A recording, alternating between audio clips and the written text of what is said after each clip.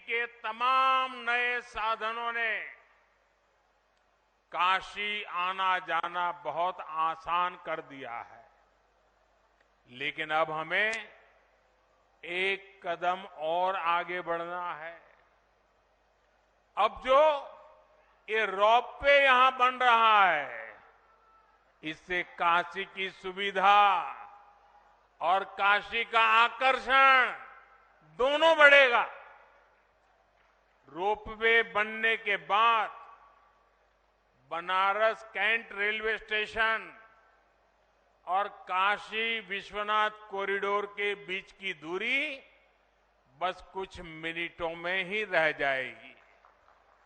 इससे बनारस के लोगों की सुविधा और बढ़ जाएगी। इससे कैंट स्टेशन से गदौलिया के बीच ट्रैफिक जाम की समस्या भी बहुत कम हो जाएगी।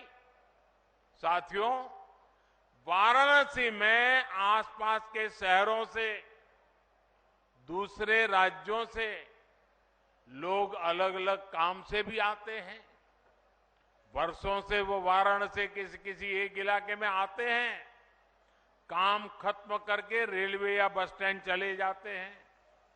उनका मन होता है बनारस घूमने का, लेकिन सोचते हैं इतना जाम है, कौन जाएगा। वो बचा हुआ समय स्टेशन पर ही बिताना पसंद करते हैं। इस रोपवे से ऐसे लोगों को भी बहुत फायदा होगा। भाइयों और बहनों, ये रोपवे प्रोजेक्ट सिर्फ आवाजाही का प्रोजेक्ट भर, इसका सीधा लाभ ले सके। ऑटोमेटिक सीढ़ियां, lift, wheelchair ramp, rest room और पार्किंग जैसी सुविधाएं भी वहीं उपलब्ध हो जाएगी। रोपवे स्टेशनों में खाने पीने की सुविधा, खरीदारी की सुविधा भी होगी। ये काशी में बिजनेस और रोजगार के एक और सेंटर के रूप में विकसित होंगे। साथियों, आज बनारस की एयर कनेक्टिविटी को मजबूत करने की दिशा में भी बड़ा काम हुआ है। बाबतपुर हवाई अड्डे में आज नए एटीसी टावर का लोकार्पण हुआ है। अभी तक यहां देश दुनिया से आने वाले 50 से अधिक विमानों को हैंडल किया जाता है। नया एटीसी टावर बनने से ये क्षमता बढ़ जाएगी। इससे भविष्य में एयरपोर्ट का विस्तार करना आसान होगा। भाइयों और बहनों, काशी में स्मार्ट सिटी मिशन के तहत जो काम हो रहा है, उनसे भी सुविधाएं बढ़ेगी और आने जाने के साधन बेहतर हो जाएंगे। काशी में श्रद्धालुओं और पर्यटकों की छोटी छोटी आवश्यकताओं को ध्यान में रखकर ही फ्लोटिंग जेटी का निर्माण किया जा रहा है। नमामि गंगे मिशन के तहत गंगा किनारे के शहरों में सीवेज ट्रीटमेंट का एक बहुत बड़ा नेटवर्क तैयार हुआ है।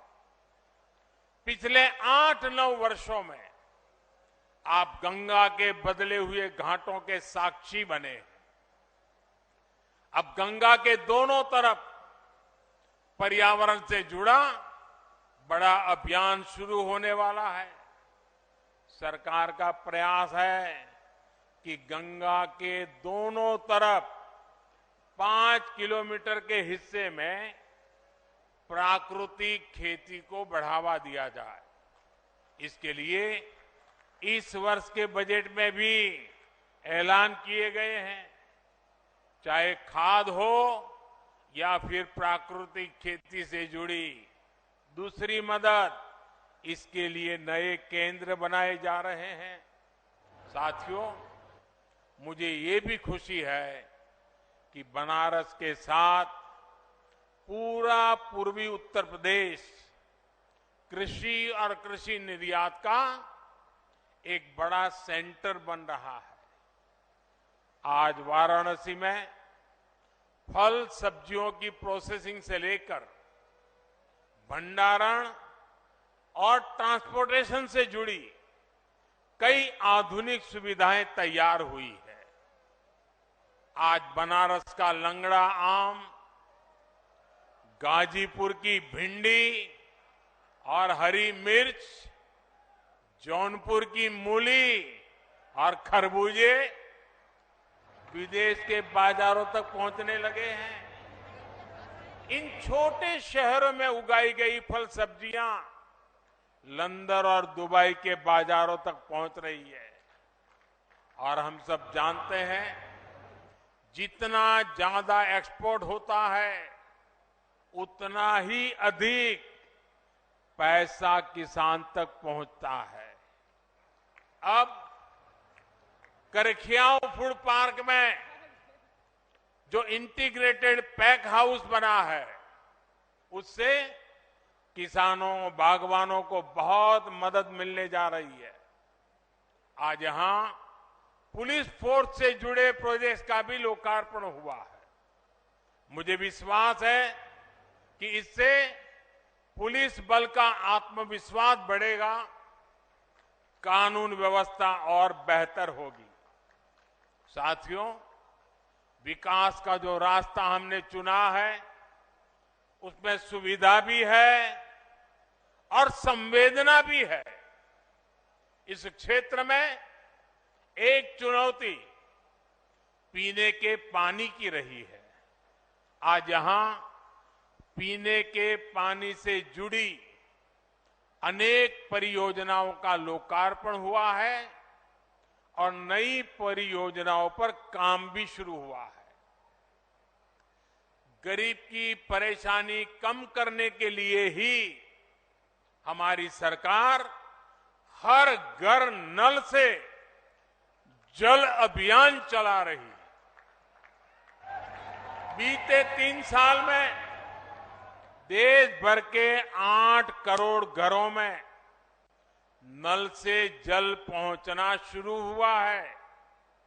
यहां काशी और आसपास के गांव में भी हजारों लोगों को इसका लाभ मिला है। उज्ज्वला योजना का भी बहुत लाभ बनारस के लोगों को हुआ है। सेवापुरी में नया बॉटलिंग प्लांट इस योजना के लाभार्थियों की भी मदद करेगा। इससे पूर्वी उत्तर प्रदेश और पश्चिमी बिहार में गैस सिलेंडर की आपूर्ति सुगम होगी। साथियों, आज केंद्र में जो सरकार है, यहां यूपी में जो सरकार है, वो गरीब की चिंता करने वाली सरकार है, गरीब की सेवा करने वाली सरकार है। और आप लोग भले प्रधानमंत्री बोले, सरकार बोले, लेकिन मोदी तो खुद को आपका सेवक ही मानता है। इसी सेवा भाव से मैं काशी की, देश की, यूपी की सेवा कर रहा हूं। थोड़ी देर पहले मेरी सरकार की अनेक योजनाओं के लाभार्थियों से बातचीत हुई है। किसी को आंखों की रोशनी मिली तो किसी को सरकारी मदद से अपनी रोजी रोटी कमाने में मदद मिली। स्वस्थ दृष्टि समृद्ध काशी अभियान, और अभी मैं एक सज्जन से मिला तो वो कह रहे थे, साहब स्वस्थ दृष्टि दूरदृष्टि।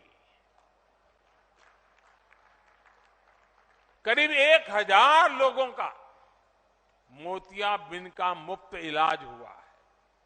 मुझे संतोष है कि आज बनारस के हजारों लोगों को सरकार की योजनाओं का लाभ मिल रहा है। आप याद कीजिए, 2014 से पहले के वो दिन जब बैंकों में खाता खोलने में भी पसीने छूट जाते थे। बैंकों से ऋण लेना इसके बारे में तो सामान्य परिवार सोच भी नहीं सकता था। आज गरीब से गरीब के परिवार के पास भी जनधन बैंक खाता है। उसके हक का पैसा, सरकारी मदद आज सीधे उसके बैंक खाते में आता है। आज छोटा किसान हो, छोटा व्यवसायी हो, हमारी बहनों के स्वयं सहायता समूह हो, सबको मुद्रा जैसी योजनाओं के तहत आसानी से ऋण मिलते हैं। हमने पशुपालकों और मछली पालकों को भी किसान क्रेडिट कार्ड से जोड़ा है। रेहड़ी पटरी फुटपाथ पर काम करने वाले हमारे साथियों को भी पहली बार पीएम स्वनिधि योजना से बैंकों से ऋण मिलना शुरू हुआ है। इस वर्ष के बजट में विश्वकर्मा साथियों की मदद के लिए भी पीएम विश्वकर्मा योजना लेकर आए हैं। प्रयास यही है कि अमृत काल में विकसित भारत के निर्माण में हर भारतीय का योगदान हो, कोई भी पीछे ना छूटे। भाइयों और बहनों, अब से कुछ देर पहले मेरी खेलो बनारस प्रतियोगिता के विजेताओं से भी बात हुई। इसमें 1 लाख से अधिक युवाओं ने अलग अलग खेलों में हिस्सा लिया। सिर्फ ये अपने बनारस संसदीय क्षेत्र में। मैं सभी को बहुत बहुत बधाई देता हूं। बनारस के युवाओं को ज्यादा से ज्यादा खेलने का मौका मिले, इसके लिए यहां पर नई सुविधाएं भी विकसित की जा रही है। पिछले वर्ष सीगरा स्टेडियम के पुनर्विकास का फेज 1 शुरू हुआ।